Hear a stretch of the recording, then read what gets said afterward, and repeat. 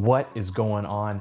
Let me ask you a question. What is the number one sexiest topic for any photographer or videographer to be concerned about? Media storage, baby. In all seriousness, it is a serious topic and there's a lot of important ways to optimize it, and I'm going to tell you all about it right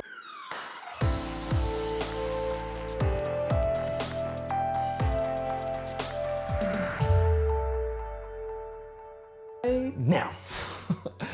What's going on, everyone? Kyle here, helping you level up your photo, video, and audio. Yes, I said audio. If you've been watching any of my previous videos, I used to say photo, video, music, switch it up a little bit. If you did not notice that little change, then it means you're probably new here. So I invite you to check out some of my other videos. I upload videos every week about photography and videography. So if you are interested in learning about those subjects, definitely hit that subscribe button so you can follow along with what I'm up to.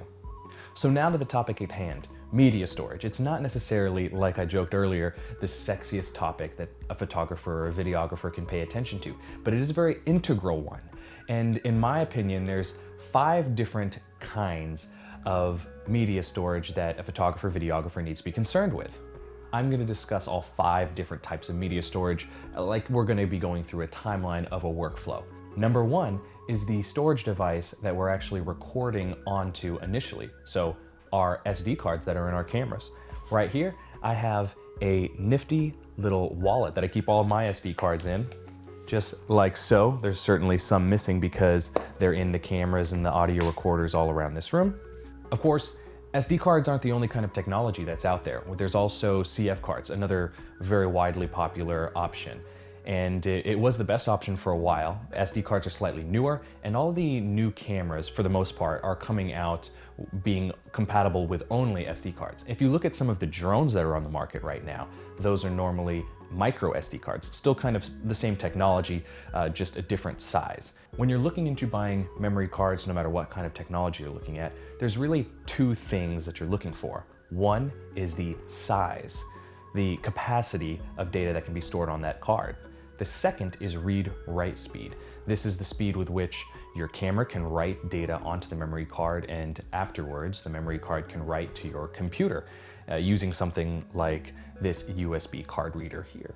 Anything around 100 megabytes per second is going to be good for 90% of users. Anything drastically above 100 megabytes per second is going to be a premium. Certainly that will come at a cost. I wouldn't recommend going much slower than 80 megabytes per second, especially given the size of images modern cameras are taking. The second type of storage is arguably the most simple, and that's transfer storage. When you're going to be transferring data from one computer to another, or more specifically in this case, transferring images or video files from your friend who you were shooting with from their computer to your computer, you can just hand them over a USB drive. They can plug this into their computer, put everything that they shot on there, and you can take it and go on your merry way. Generally, the number 1 consideration here is size and cost when you're looking at something like this. The third type of media storage is what I like to call a working drive. And by working drive, I don't mean that it is not broken, but rather the files that you're actually working on in either Photoshop or Premiere or whatever editing software you're using are on that drive. The reason why it's an important consideration as to what drive those files are on is because whatever software you're using to edit those files will be constrained to the speed with which those files are accessed.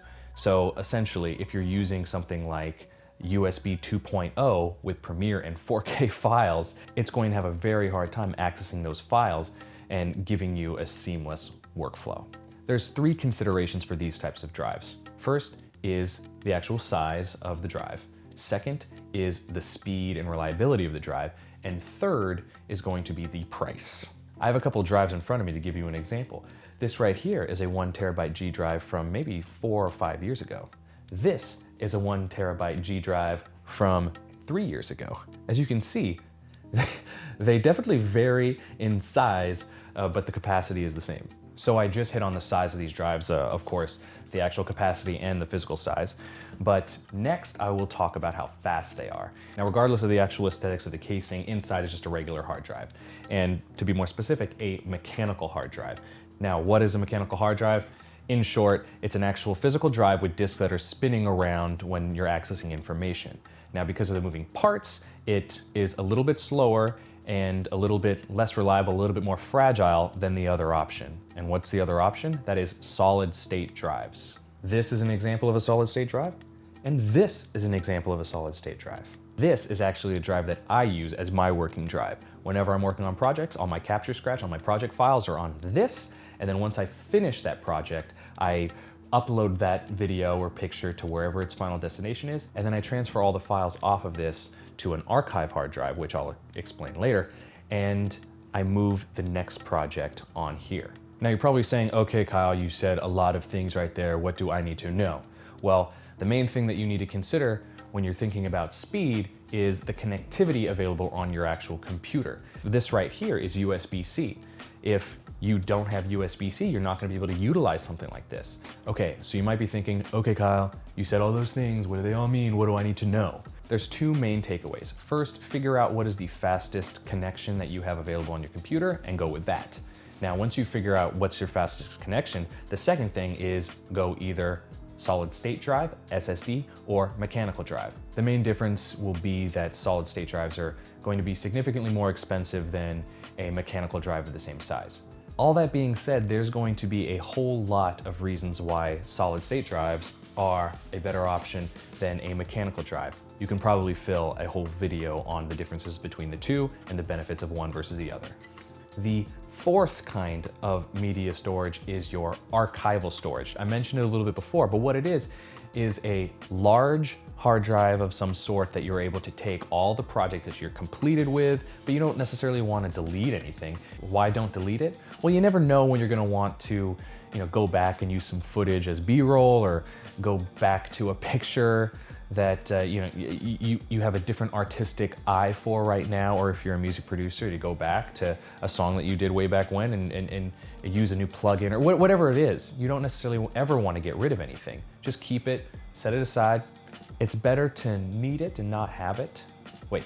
It's better to have it and not need it than need it and not have it. You put that all on a big hard drive that never moves, you never really look at it, you don't have to be able to access it very quickly or transfer it anywhere fast. So you can just basically go for the biggest hard drive possible at the lowest cost. That's definitely what I did. Okay, so what do you look for? I personally go on Amazon Warehouse specifically, and look for the largest hard drive at the cheapest price at the time. I happen to have gone for this option right here, and this is a Seagate Backup Plus Hub for Mac. Now, the whole Backup Plus Hub for Mac doesn't really mean anything to me. This is just a hard drive. I'm sure there was some kind of software that came along with it that interfaced with Macintosh computers and automatically backup, blah bitty blook. All I care about, huge drive, cheap price. I got this for, I want to say $80, and it's actually an 8 terabyte hard drive in here. So once I'm done working on a project on this, I transfer all the completed files to here and forget about it. So just to kind of finish describing this, we have USB 3.0 and a little power port on the back. That's it. Very simple.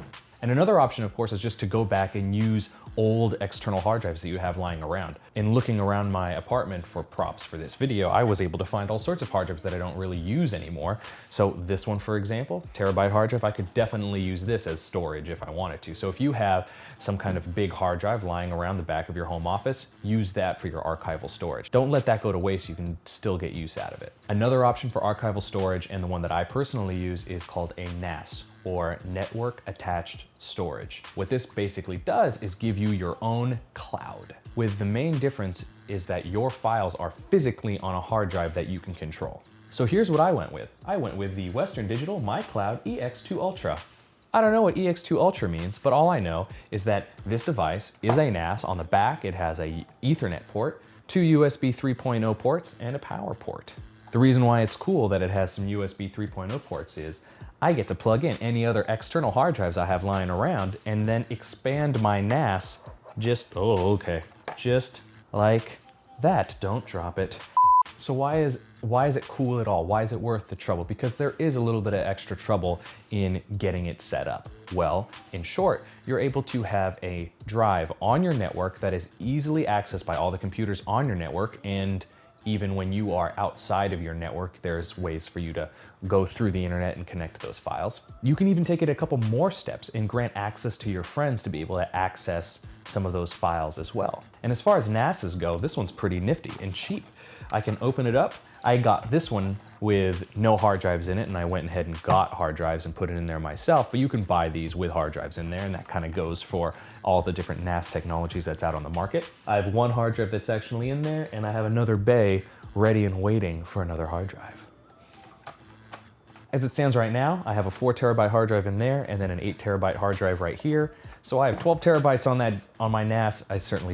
I don't know when I'm gonna need more, but it's definitely available to me when I need to upgrade. But Kyle, you basically just described cloud storage. Well, yeah, you can go to Google Drive, you can go to box.com, you can go to dropbox.com and pay for space that's up in the cloud and exists somewhere on a bunch of different servers somewhere in the world.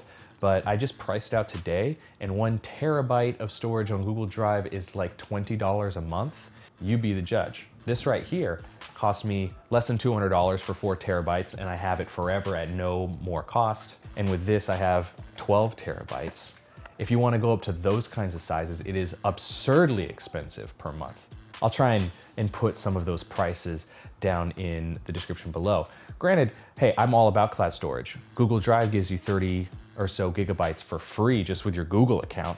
And if I'm gonna send a couple of pictures over to a friend or a short video, hey, I use that all day. For anything more substantial, I'm gonna use my own NAS, or I'm gonna use my own hard drives that I have sitting plugged into my computer. The 5th kind of storage device I'm going to call the adventurer's hard drive. That's kind of romanticized, but there's not really a technical name for it. And I describe it as a device that you're gonna take out into the field where you can't really take a computer, but you wanna back up your files. So I have one right here. This one is the Western Digital My Passport Wireless SSD. If you break it down, this thing is just a 1 terabyte solid state drive with USB 3.0 connectivity. Well, it's a little bit more special than that. First of all, it is ruggedized. It's got some rubber stuff, and obviously this casing is far bigger than what an SSD would require. It also acts as a battery. It has a battery built in here to power the drive as well as charge a cell phone or something like that. It has Wi-Fi capabilities. You can connect and stream, blah, blah, blah. But here's the main rub that we have here. You can either take a SD card out of your camera. I'm gonna take my SD card out of this camera right here, and on one side of here, we can insert our SD card, push a button, and bang, the pictures, the videos, whatever is on there is being copied and backed up onto this hard drive right here. I think that's pretty neat. And you can even take a SD card reader, a USB SD card reader, plug that in and do it the same way. If you don't necessarily have an SD card, if you have some CF cards, you can actually plug your card reader directly into the drive. Okay, so I know there was a lot of information on a topic that most people go ahead and overlook and just take the path of least resistance. But I promise, if you optimize those 5 different types of media storage, your workflow is going to improve. And when you're doing a lot of work, when you're constantly on a content creation schedule, to sit there and have Adobe Premiere stalling because it's trying to access a big 4K file through a slow connection is a huge waste of time. And it doesn't take that much to rectify it. If you have any questions about any of the types of media storage that I've talked about today, leave me that question in the comments. I would love to have a conversation with you. And if you liked this video, definitely let me know by clicking that thumbs up button. And if you didn't like it, do the other one, but at least let me know why in the comments down below so I can improve my content for you. And I have a quick question for you. What kind of storage devices are you using? And have you noticed any benefits or drawbacks to whatever it is you're using? Let me know. Let's have a discussion. And thank you again for watching this video. I hope this was helpful to you. And until next time, cheers.